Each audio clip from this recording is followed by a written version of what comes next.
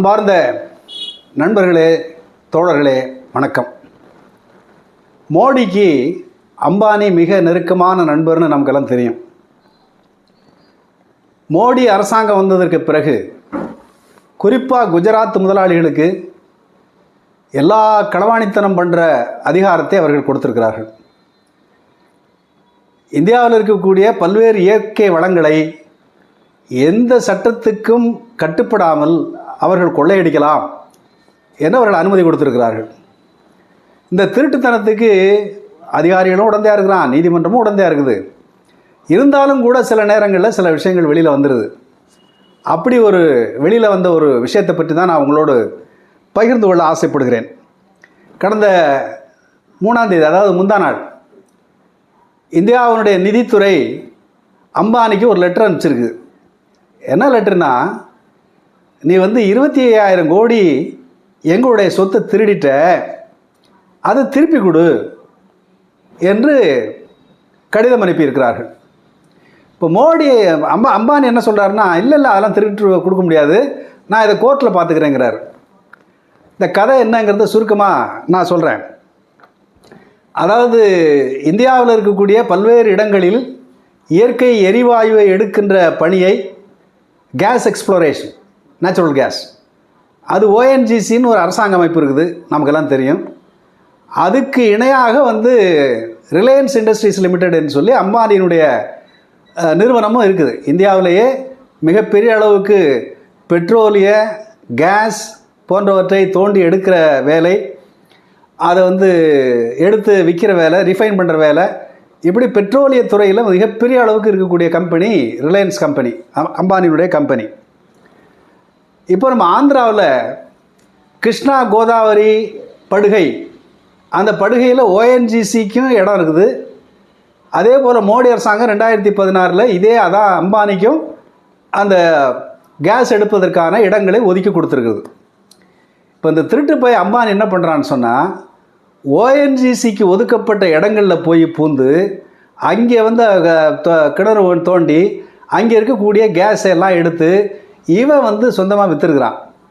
அதாவது ஓஎன்ஜிசி என்கிற அரசு நிறுவனத்திற்கு வர வேண்டிய வருமானத்தை இந்த திருட்டு நாய் கொள்ளையடிச்சிருக்கிறான் அப்படின்னு நான் சொல்லலை.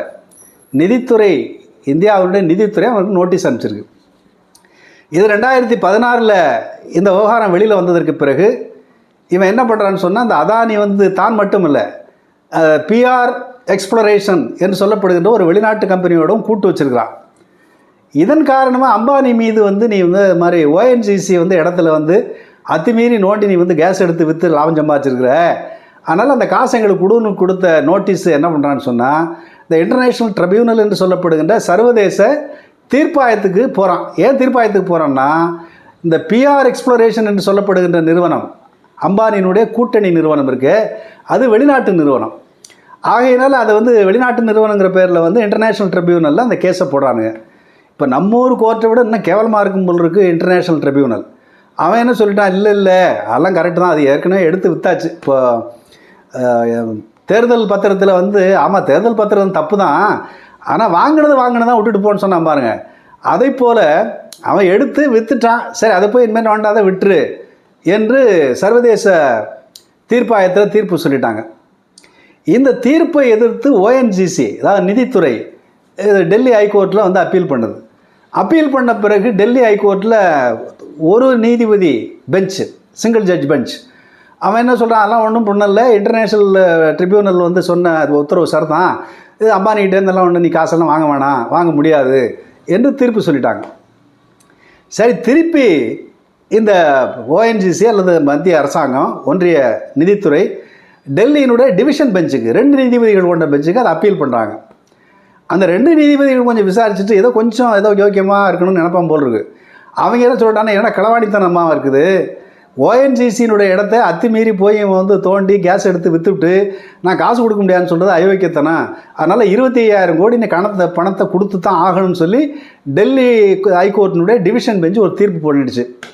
இப்போ இந்த தீர்ப்பு பண்ண பிறகு என்ன சொல்கிறான் அம்பானின்னு சொன்னால், அதெல்லாம் அந்த தீர்ப்புக்கெல்லாம் நான் கட்டுப்பட முடியாது, நான் காசு கொடுக்க மாட்டேன், என்றைக்கும் என்கிட்ட காசு வாங்க முடியாது, நான் இதை மேலே அப்பீல் பண்ணி பார்த்துக்கிறேன் அப்படின்றான். அப்பீல்னால் எங்கே போகணும்? சுப்ரீம் கோர்ட்டு தான் போகணும். இப்போ சுப்ரீம் கோர்ட்டுக்கு அப்பீல் போனால் ஒன்றும் பிரச்சனை இல்லை, அம்பானிக்கு வேண்டிய ஆட்கள்லாம் இங்கே இருக்கிறாங்க. அப்புறம் மோடிஜி கூப்பிட்டு சொல்லிவிடுவார்.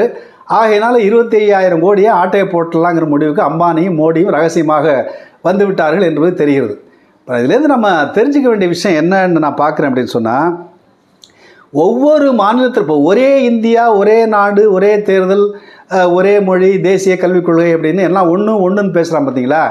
இந்த ஒன்றுன்னு பேசுகிறதுக்கு பின்னால் குஜராத் முதலாளிகள் ஒரே நாடுன்னு சொன்னால் தான் எந்த விதமான தடையும் இல்லாமல் எல்லா இடங்கள்லையும் பூந்து கொள்ளையடிக்கலாம் என்பதற்காகத்தான் இந்த ஒரே நாடு என்ற தேசபக்தி இவர்கள் பேசுகிறார்களே தவிர வேறு ஒன்றும் இல்லை என்பதில் நாம் பலமுறை சொல்லியிருக்கிறோம். இப்போ நாம் என்ன பார்க்குறோன்னு சொன்னால், ஒரே நாடு என்கிற பேரில் ஒன்றிய அரசாங்கமே இந்தியாவில் இருக்கக்கூடிய எந்த மாநிலத்திலும் போய் அந்த மாநிலத்தில் உள்ள வளங்களை முதலாளிகளுக்கு கொள்ளையடிக்கிறது அனுமதிக்கலாம் என்கிற நிலையை நாம் தடுத்து நிறுத்தியேவாக வேண்டும். இப்போ மதுரை அரிட்டாப்பட்டியில் டங்ஸ்டன் சுரங்கத்தை ஏலத்து விட்டானுங்க அனில் அகர்வாலுக்கு. ஒரு மிகப்பெரிய போராட்டம் நடந்து அது தடுத்து நிறுத்தப்பட்டிருக்குது. அப்போ அந்த இயற்கை வளங்கள், மாநிலங்களிலே இருக்கக்கூடிய இயற்கை வளங்களை மாநிலங்களே ஏலத்துக்கு விட்டு அதிலிருந்து வருகின்ற வருவாயை மாநிலத்தினுடைய வளர்ச்சிக்கு பயன்படுத்துவது என்று முடிவெடுத்தால் என்ன நடக்கும்? இப்போ தமிழ்நாடு இப்போ இருக்கிறத விட இன்னும் முன்னேறும் இல்லையா? ஆனால் இதை என்ன செய்கிறாங்கன்னு சொன்னால், இதை ஒரே இந்தியா என்கிற பெயரால் அதிகாரத்தை பூரா குவித்து வைத்து கொண்டு இந்தியா முழுவதும் அம்பானி, அதானி போன்ற களவாணி பயலுக கொள்ளையடிக்கிறது மோடிங்கிற திருட்டு கும்பல், மோடி அமித்ஷாங்கிற திருட்டு கும்பல், ஆர்எஸ்எஸ் திருட்டு கும்பல் அவங்களுக்கு கையாளாக இருக்குது என்பது தான் இதில் இருக்கக்கூடிய அடிப்படையான விஷயம். அப்போ ஒரே நாடு என்பதன் பின்னாலே இருப்பது என்னன்னு சொன்னால், இந்த குஜராத் பார்ப்பன பனியா முதலாளிகள் தேசத்தை சூறையாடுவதற்குத்தான் ஒரே நாடை தவிர வேறு எதற்கும் இல்லை. அப்போ நம்ம என்ன பண்ண வேண்டியிருக்குன்னு சொன்னால், இன்றைக்கு நாம் 1974-70களில் எப்படி திமுக மாநில சுயாட்சி பேசியதோ அதே போல் மாநிலங்கள் எங்களுக்கான உரிமைகளை நாங்கள் விட்டு கொடுக்க மாட்டோம். அது கல்வியாக இருந்தாலும், மருத்துவமாக இருந்தாலும், நிலமாக இருந்தாலும், வளமாக இருந்தாலும், எதுவாக இருந்தாலும் அது எங்களுடைய உரிமை. நாங்கள் சம்பாதிக்கிறதுல வேணால் கொஞ்சம் காசு கேளு, நாங்கள் தர்றோம், மற்றபடி எல்லாத்தையும் நீ ஏற்படுறதுக்கு நாங்கள் அனுமதிக்க முடியாது என்று மாநில சுயாட்சி கோரிக்கையை முன்வைத்து மாநில உரிமைகளை பெறுவதற்கான போராட்டத்தை தொடங்க வேண்டிய காலம் இது என்பதைத்தான் இந்த திருட்டு பயல்கள்லாம் இந்த நாடு பூரா கொள்ளையடிக்கிறது. இப்போது ஸ்டாலின் கூட சொல்லியிருக்கிறார், நாங்கள் மன்னார் வளைகுடா பகுதிகளில் எண்ணெய் எடுப்பதற்கு நாங்கள் அனுமதிக்க மாட்டோம் என்று. அதே போல் கேரளாவில் கேரள அரசாங்கம் கேரள கடற்கரையில் எண்ணெய் துறப்பண பணிகளுக்கு நாங்கள் அனுமதிக்க மாட்டோம், அந்த சுற்றுச்சூழலை கெடுக்க மாட்டோம் என்று சொல்லியிருக்கிறார்கள். ஆகவே நாடு முழுவதும் மாநிலங்கள் தங்களுடைய உரிமைகளை பாதுகாத்து கொள்வதற்கு மாநில சுயாட்சிக்காக, மாநில தன்னாட்சிக்காக போராட வேண்டிய காலம். அப்படி மாநில தன்னாட்சியை நாம் நிலைநாட்டினால்தான் இந்த கார்ப்பரேட் கொள்ளையர்களுடைய கொள்ளையை, இந்த கார்ப்பரேட் முதலாளிகள் தேச வளங்களை சூறையாடுவதை, மக்களுடைய பணத்தை சூறையாடுவதை நாம் தடுக்க முடியும். ஆகவே இன்றைய உடனடி தேவை மாநில சுயாட்சி கோரிக்கை. அதை நோக்கி அதுதான் இப்போ மொழி திணிப்பாக இருக்கட்டும், மற்ற எதுவாக இருந்தாலும், வரி கொள்ளையாக இருந்தாலும், ஜிஎஸ்டி என்கிற பெயரில் மாநில நிதி உரிமையை பறித்து அவர்கள் நடத்துகின்ற இந்த பிளாக்மெயில் நாடகங்களாகட்டும், எல்லாவற்றையும் தடுத்து நிறுத்தி மாநிலங்கள் சுயேட்சையாக வளர்வதற்கும் அந்த மாநில மக்களுடைய வாழ்க்கை தரத்தை உயர்த்துவதற்கும் நாம் இப்போது மாநில சுயாட்சி என்ற கோரிக்கையை நாம் கையில் எடுக்க வேண்டும். அதை தமிழ்நாடு மட்டுமல்ல, இப்படி ஒன்றிய அதிகார குவிப்பால் பாதிக்கப்படுகின்ற எல்லா மாநிலங்களும் இந்த கோரிக்கையை நோக்கி அணிதிரள வேண்டும் என்பதுதான் நம்முடைய வேண்டுகோள். அதுதான் இப்படிப்பட்ட கொள்ளைகளிலிருந்து நாம் கற்றுக்கொள்ள வேண்டிய பாடம். நன்றி.